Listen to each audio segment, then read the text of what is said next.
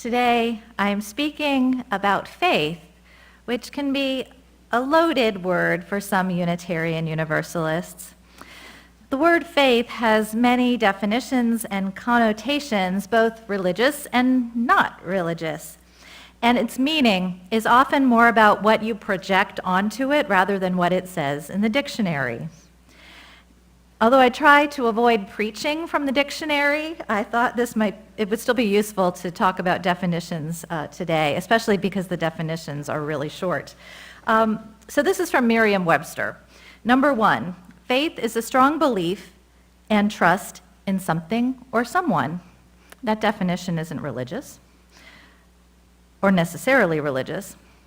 Second definition, belief in the existence of God, semicolon, strong religious feelings or beliefs.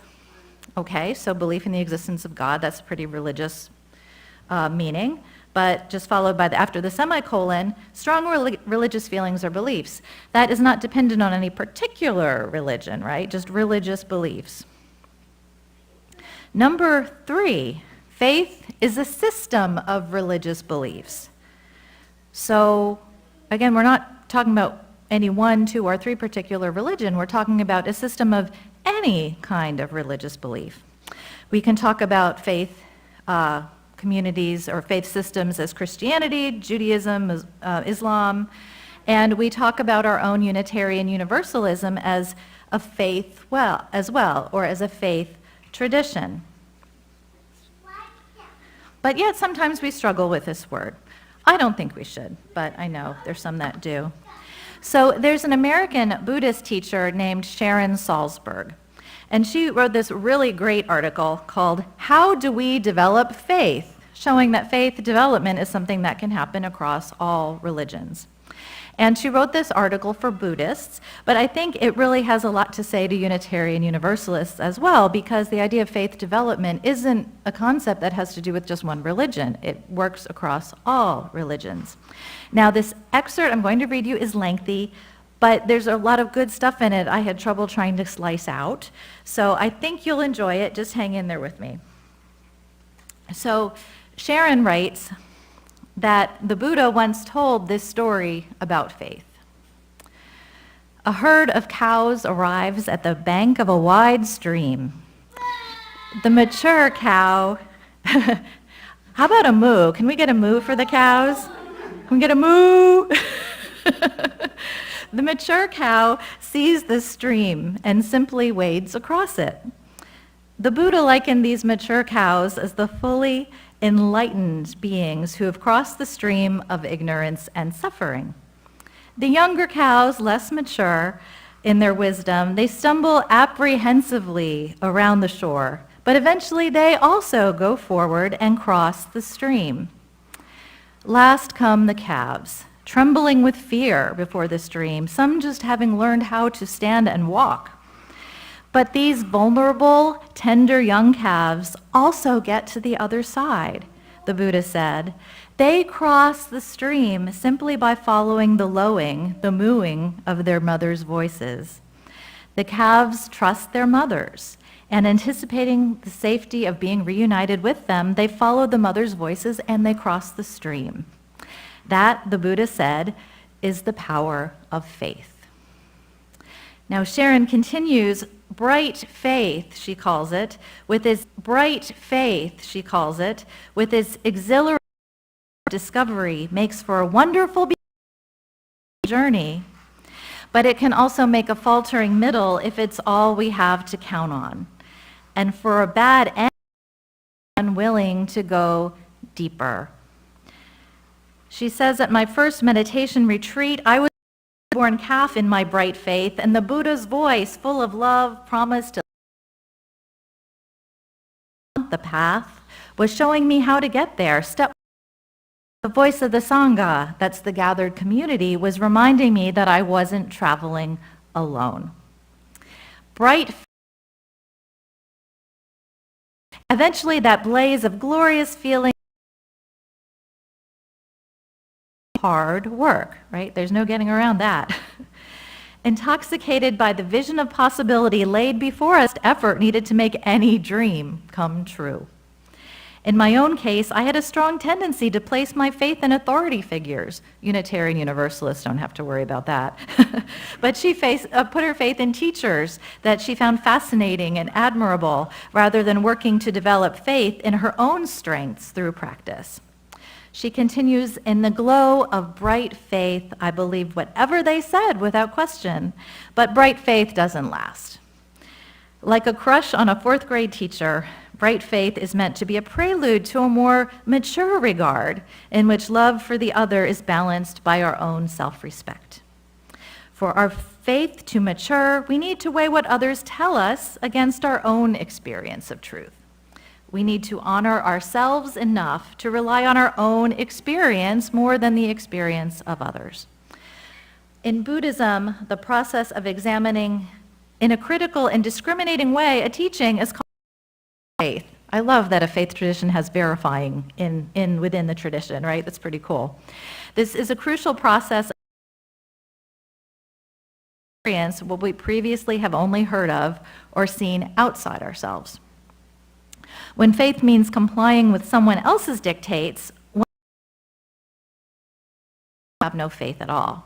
This was reinforced for me many years after my initial trip to India, when I was leading a weekend workshop on the topic of faith and Buddhism. After opening with some of the classical definitions of faith in Buddhism, which faith in Buddhism means often to draw near, to place the heart upon, to set forth, I asked if anyone had any questions. As the morning went on, I detected a growing sense of unease in the group that it to meet my comments and invitations to speak with an almost. When we reconvened after lunch, a man sitting in the front row of the platform suddenly burst out with, "I came to Buddhism to get away from all of this stuff," although he didn't use the word stuff. Then he went on, "For some of us who got faith pounded when we were young, it brings up a lot of misgivings." I'm sure some can relate to that. With that, the group came alive, and person after person expressed their painful association with the word faith. Many felt they had been forced to be discouraged from asking questions. One woman told the group, "The authorities within my religion were very annoyed. Pretty soon I didn't have any faith at all." For a quote, in their childhood had uncertain, or maybe even delighting in certain aspects of their religious doctrine, but not some other. With religious beliefs was the sense that they had the right to discover the truth for themselves. They didn't lack faith in by doubt, when doubt is a sincere criticism of our own right and ability to discern the truth. In Buddhism, this kind of questioning, again, questioning is part of the process, it's known as skillful doubt. So what is skillful? For it to be skillful, we have to be close enough to an issue to care about it, come alive. And unlike skillful doubt, which brings us closer to exploring the truth, unskillful doubt further away. There's a consequences of unskillful doubt. So after his enlightenment, the Buddha arose from his place road, just having become fully enlightened. The first road was kind of struck by the Buddha's radiance, the wah, and the Buddha replied, "I am an awakened one." Well, the man said, "Well, maybe," and walked away. Had he shown curiosity, then taken the time to follow up his doubt by asking questions of the Buddha, he might have something profoundly transforming, or at least something worth learning.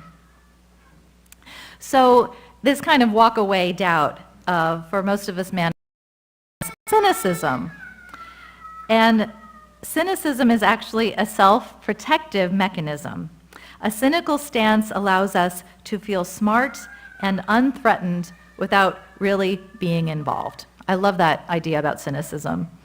It allows you to feel smart and unthreatened without really being involved. We can look sophisticated, and we can remain safe, aloof, and at a distance. Yay for us. So the cynic, however, but also refuses to investigate the object of that doubt. Rather than engaging with the problem, the cynic says, "What does that have to do with me?" Like the man walked away, the cynic says, "Prove it," without bothering. Doesn't stick around long enough to see just what proof might be. To be alive and to deepen, we need to use our power to inquire, to wonder. This requires us to approach the practice within. It requires us to place our faith and why, to see if it makes us more aware and loving people. To develop a verified faith, we need to open to the messiness, to the discordance, the ambivalence, life force of questioning. If we don't, our faith can wither. If we don't, our faith will always be as something we borrow, but not as something. So that's the end quote of Sharon Salzberg's wonderful words about faith development. And I think the approach she describes is very similar to that of Unitarian Universalism. In our view of faith, questions are welcome, if not mandatory. Searching in a responsible way for truth and meaning is written into our principles. Personal experience is one of the six sources of our faith. And we are encouraged to do this whole practice of questioning and inquiry and learning and testing and discerning and integrating in this sort of never-ending spiral, hopefully upward, in faith development, into lives of more purpose and more compassion and more peace. Now, I've spoken about spiritual development before, faith development, they're pretty interchangeable. And there are lots of faith development. I talked about a simplified one that had 4 stages of faith development, but a university and pretty much a contemporary. He passed away in 2015. He devised a 6-stage model that he continued to work on and refine over the course of many years. And James Fowler himself had to say about the meaning of faith. As human beings, we have imaginations, intuitions, and moments of awakening that disturb us into awareness of dimensions of reality that we can only name on our own as mystery. And yet our feet mire in the clay of everyday toil, getting and giving, spending and being spent in the struggle for survival and meaning. In the midst of contingency, suckled on uncertainty, we spend our blessed and threatened years becoming selves through relationships of trust and loyalty with others like us, persons in communities. We attach to one another in love. We struggle with fidelity and infidelity. We share our visions of ultimate destiny and calling, our projections and hope, our moments of revelation. We are language-related, symbol-born, story-sustained creatures. We do not live long or well without meaning. That is to say, we are creatures who live by faith. We are creatures who live by faith, whether you're religious or not religious. We have to have faith in something in order to derive meaning. There is a lot that is uncertain in life that cannot be empirically proven, right? So faith isn't a thing that we have or we don't have. It's something that's inborn. We simply are creatures who live by it. Again, another reason not to reject or ignore the concept. So I'm going to tell you a little bit about these stages of faith development. For adults, faith development, adults start at stage 3. 1 and 2 are pretty much childhood stages. Stage 3 is called, these names are confusing, but the definitions make sense. Stage 3 is called synthetic conventional faith. And this can happen anywhere from age 12, and you can be in this stage anywhere from age 12 all the way through your whole adulthood. This stage is characterized by identification with a religion, belief system, or authority, and the growth of a personal, religious, or spiritual identity. Now, each stage has a conflict, right? You need a conflict to kind of get through in order to go to the next one. So the conflict associated with this stage, it occurs when one's beliefs are challenged,